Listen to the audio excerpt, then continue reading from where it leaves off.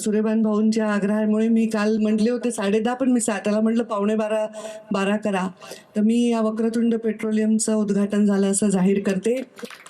धनंजयचा मला फोन आला. धनुभाऊ म्हणे की मी उद्घाटन करणार नाही, मी फक्त भेट देऊन जाईन. म्हटलं आता ते मलाच करावं लागणार कारण यांनी एवढी तयारी केलेली आहे. आपण तिथे मुंडे साहेबांच्या, अण्णांच्या आणि आदरणीय दादांच्या प्रतिमेचं पूजन केलं.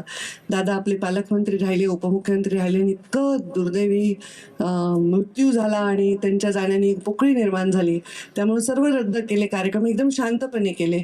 पण आता काही गोष्टी वेळेवर सुरू करणं भाग आहे आणि तेच योग्य आहे, कारण दादांनाही तसंच आवडत होतं.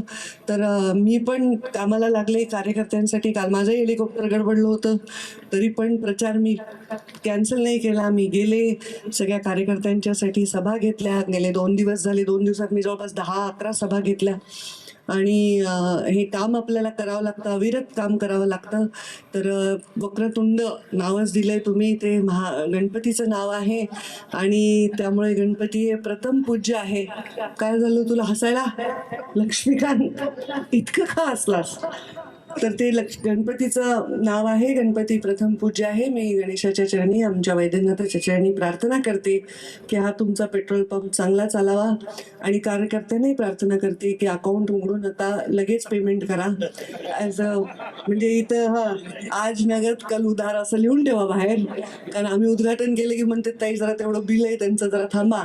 तसं नको व्हायला. तर सगळे प्रोत्साहन द्या आणि त्यांच्या यश व्हावे, त्यांचे भरभराट व्हावी, हीच मी वैद्यनाथाच्या चरणी प्रार्थना करते. धन्यवाद.